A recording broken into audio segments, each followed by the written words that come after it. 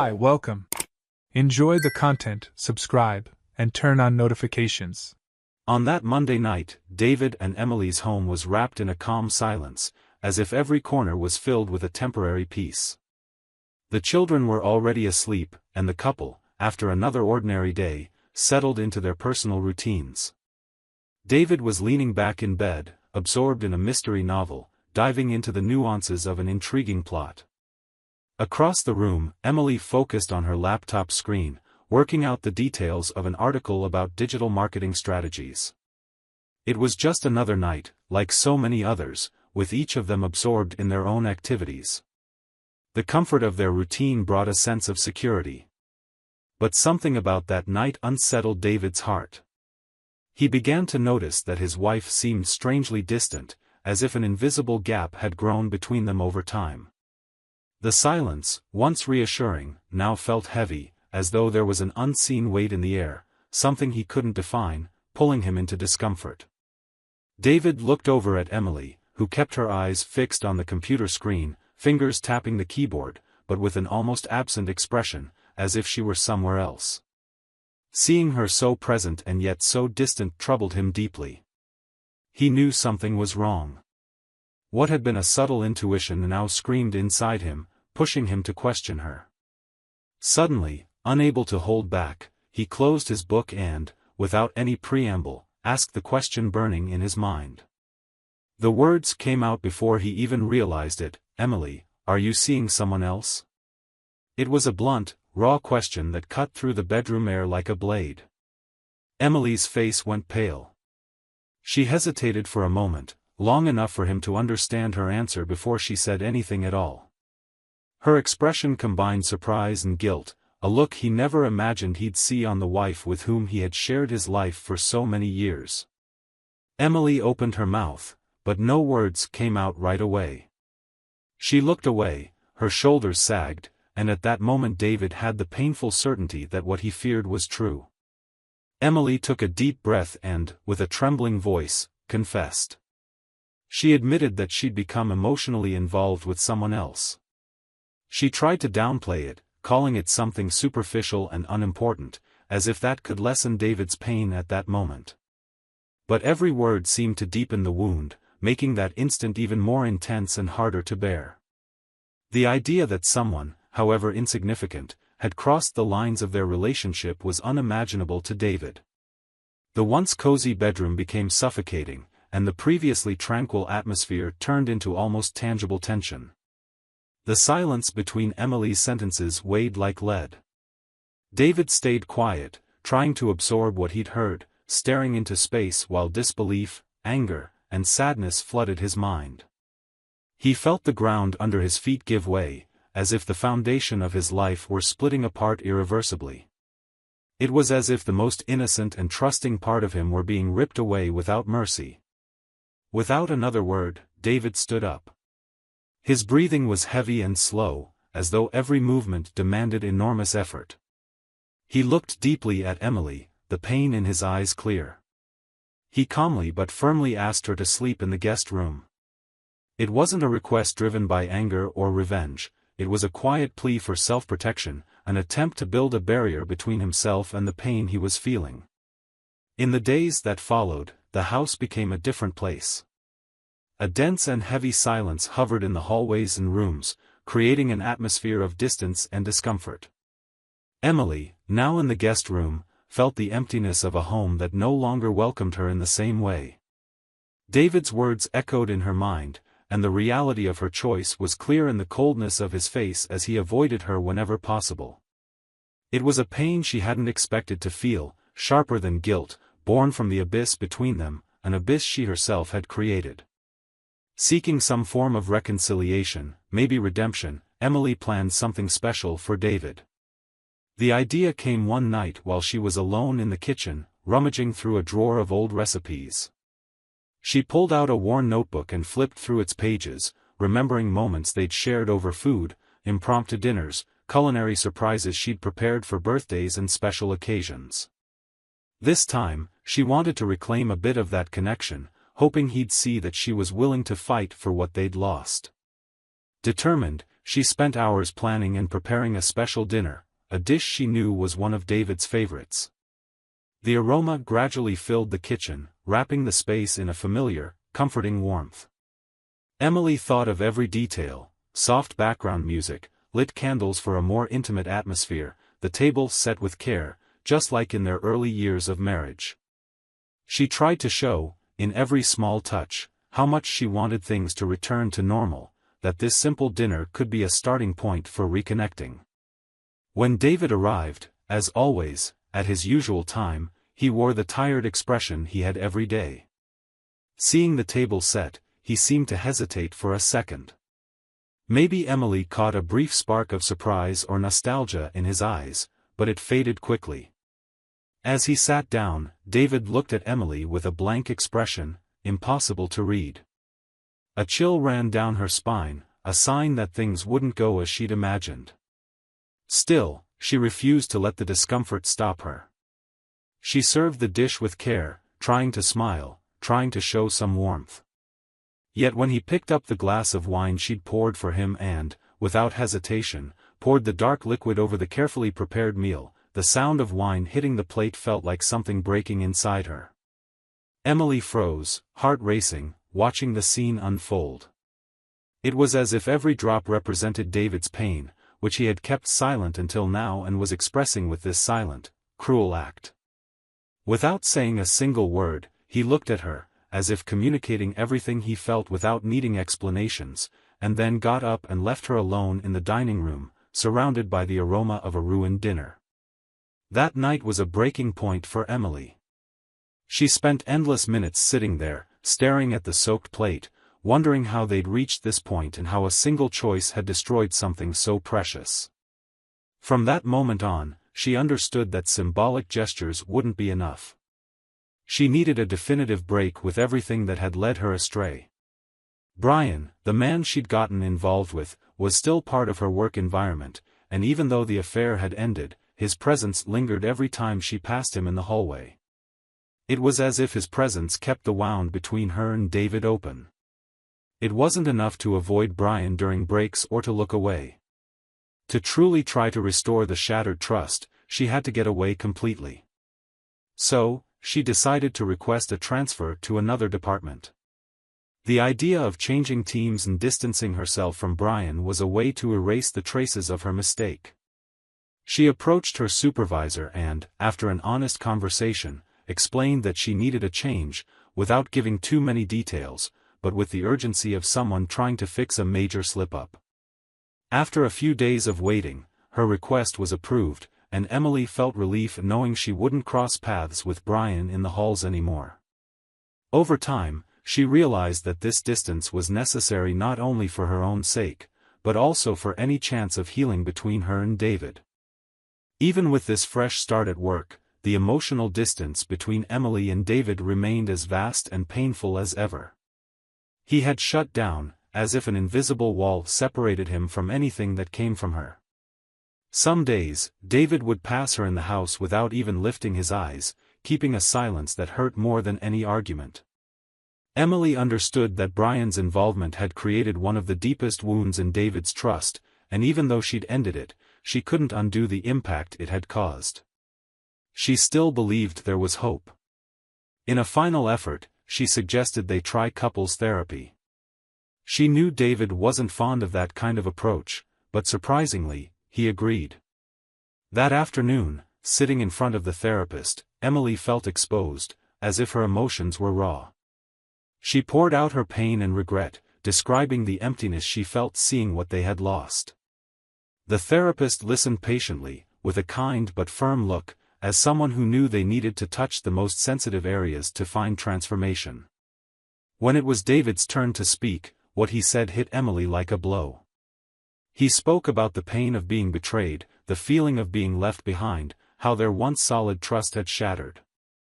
Each of his words was a painful truth Emily needed to face. David made it clear that, for him, trust couldn't be restored with just words or gestures. The betrayal created a wound so deep that it was impossible to ignore. He admitted that what they had now was just a shadow of what they used to be, and that while he desired change, he wasn't sure he could forgive or if the pain would ever ease. After leaving the therapist's office, the weight of reality fell on them like a thick cloud. Emily understood that words of regret and attempts at reconciliation might never be enough to restore what they'd lost. They walked home in silence, side by side, but feeling miles apart. As days passed, Emily began to feel the crushing impact of that therapy session. What had previously felt like an open, painful wound now seemed like a deep, silent scar. They lived under the same roof, shared the same spaces, but their daily routines were almost automatic, like strangers forced to coexist to maintain a fragile normality for the children's sake. Emily tried to be an attentive mother, present at activities and school events, while David maintained his role as a dedicated, tireless father. Perhaps, to the outside world, the family still seemed intact, but to Emily, each day was a bitter reminder of the gap between them. The emotional weight never let up. Sometimes, she watched David closely, searching for any sign of closeness, any trace of the man she'd known for years, but his gaze, even when it met hers, was cold and empty, as though he saw through her without really seeing her. Lonely nights in the guest room became a painful ritual, and the echo of their silence was deafening, suffocating. Sitting alone in the darkness, Emily replayed each moment, each choice that led them to this point. Some nights, she closed her eyes and remembered when they used to laugh together, talking late into the night, those simple, warm moments that now felt as though they belonged to another life. Despite all her efforts, Emily started to sense that there might be something she couldn't change. David was wounded beyond repair, and their connection had become so fragile it sometimes seemed impossible to rebuild what they had lost. To friends, family, and even the kids, life went on as if nothing was wrong, but between the two of them, everything was fragile, just an empty shell. In the midst of all this, something new began to emerge. Emily noticed that David started going out more often. He never said where he was going or why, but he always came home late, after the children were asleep. It was as if he were building a refuge outside their home, a place to breathe away from the pain now saturating that space. Then, one night when he came home even later than usual, Emily saw something that broke her heart. As he entered, David's eyes held a gentle glow, a light she hadn't seen in a long time. He passed by her with a slight nod, like greeting an acquaintance, not the woman with whom he had shared a life. That night, Emily knew, without anyone having to say it, that there was someone else bringing that light back to his eyes, someone filling the empty space she had left. Someone who wasn't her. Lying alone, surrounded by the chill of the guest room, Emily was overcome by a bitter feeling and, at the same time, a painful recognition of her own responsibility. Days went by, and the distance between David and Emily became almost palpable, a silent divide they both maintained, maybe out of lack of options or fear that everything would collapse for good. The routine seemed rehearsed. David woke up early, made breakfast for the kids, helped with their school things, and left for work after minimal conversation.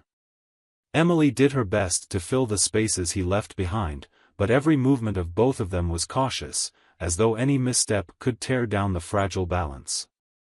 They lived like two strangers forced to share the same home for a greater reason, their children. When they were all together, they made visible efforts to show normality, occasional smiles, brief scripted phrases to avoid questions. At school events, they still sat side by side, but the once abundant conversations filled with pride and enthusiasm for the children's achievements now were reduced to the basics, devoid of emotion. Over time, though, Emily started noticing small signs of change. David became increasingly absent, his outings more frequent, and at home he got involved in activities that didn't include Emily. Deep down, she knew things were changing, but she never dared confront him. It was as if, by ignoring what was happening right before her eyes, she could pretend there was still some chance of healing. And even though she knew the distance between them was growing, Emily clung to the hope that, with time, he might forgive her. Until one Saturday afternoon, when she took the children to the park, reality struck her like a blow. David showed up after a few hours and, to her surprise, he wasn't alone. By his side was Hannah, a serene woman, her hair loose in the breeze and wearing a gentle smile, something Emily hadn't seen on David's face for months. He introduced her casually as Hannah, a friend, and Emily realized this introduction wasn't just for the children, it was also for her. A chill ran down Emily's spine as she watched their interaction. There was an effortless ease, as if they were simply comfortable with each other's company. The children, innocent and unaware of Emily's tension, accepted Hannah's presence without question, interacting with her as naturally as they would with a relative. As she observed the three of them, David, Hannah, and the kids, Emily felt like a spectator of her own life, watching a scene that should have been hers. Every time David laughed with Hannah, it opened a new wound inside Emily. The pain of that vision was almost physical, making her want to run away, yet paralyzing her. The fear that David had found comfort in someone else, someone who restored the light she herself had extinguished, was overwhelming. And at the same time, the truth she'd avoided seeing was now crystal clear: David was moving on, and she was being left behind. On the way back home, the silence between them was deafening. Emily tried not to show the pain she felt, forcing herself to smile and chat with the children as if nothing had happened. But every word was an effort, and when the kids finally went to bed, she found herself alone, sitting in the dark room, trying to process what she had just witnessed. The emptiness around her could not compare to the emptiness inside her. Accepting that this might be the start of a new chapter in David's life, one that didn't include Emily, was devastating. Sitting there, surrounded by darkness and silence, Emily finally understood that she was facing the consequences of her own choices. That night, alone in the guest room, Emily was overwhelmed by a wave of memories. She remembered all the nights she and David stayed up talking about their plans, recalling their small everyday victories and even the hardships they had overcome together. She remembered the laughter, the way he used to look at her with profound affection, the nights they held each other until they fell asleep.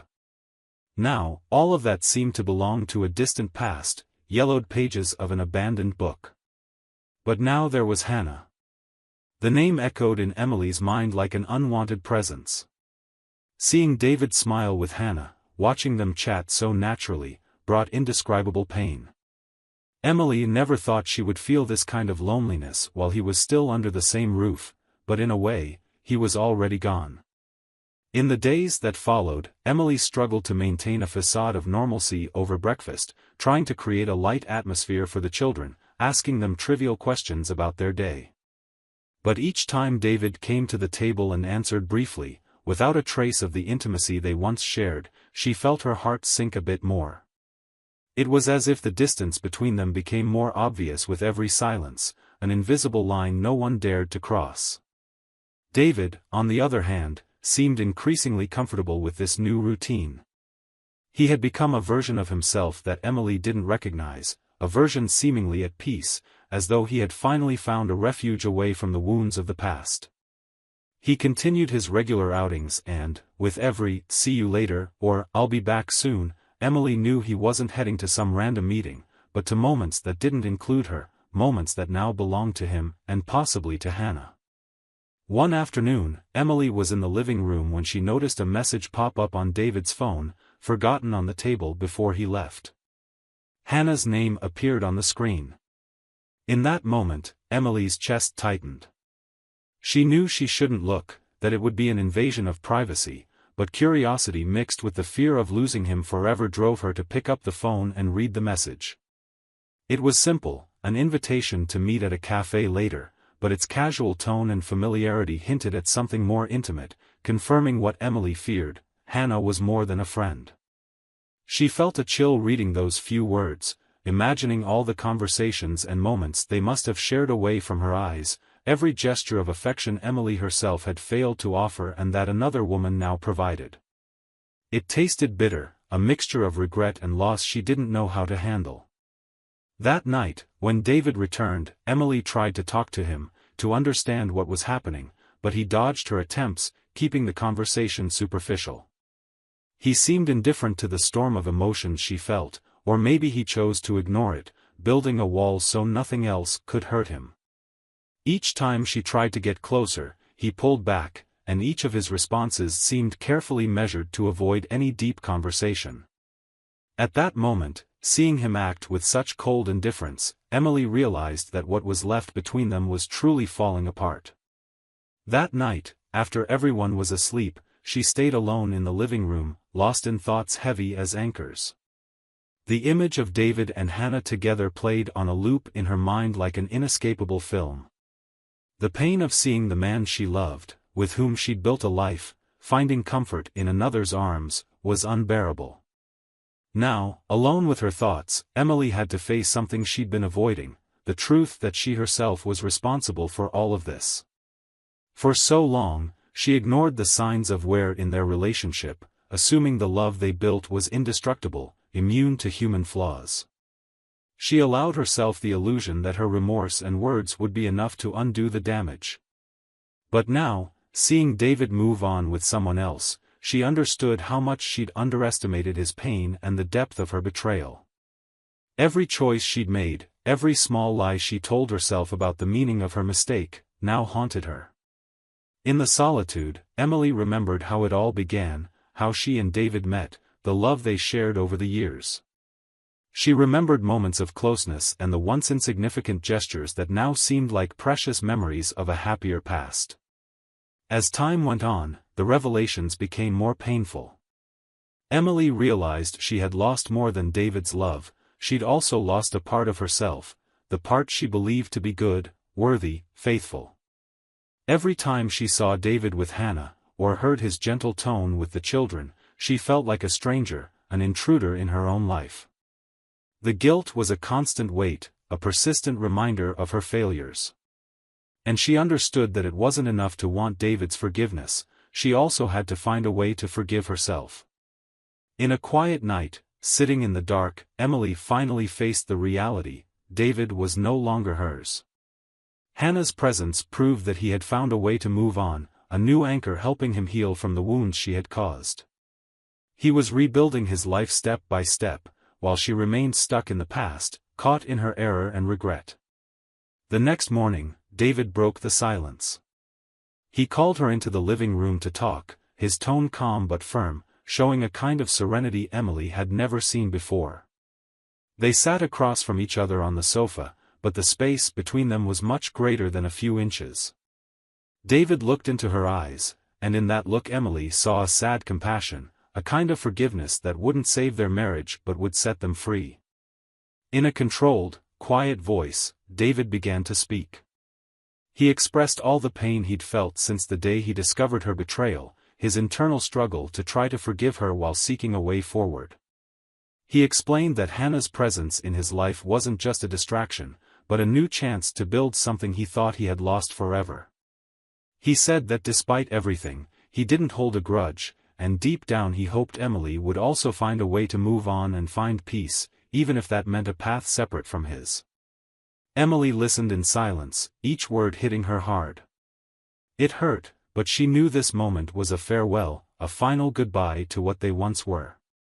She wanted to say so many things, to explain her regret and her attempts to mend what was broken, but she knew no words would change what was now clear between them. There was no more room for excuses or pleas, only acceptance. When David finished, a long silence followed. They looked at each other, both aware that nothing would ever be the same after that instant. Emily felt a wave of emotions, sadness, relief, remorse, and above all a deep ache striking at her core. She knew David didn't hate her, but she also knew the love they'd once shared had been used up, consumed by the weight of lies and mistakes she couldn't undo. As he stood up to leave, David did one last thing. He stepped closer, took her hands, and with a sad smile said, "I hope you find peace, Emily."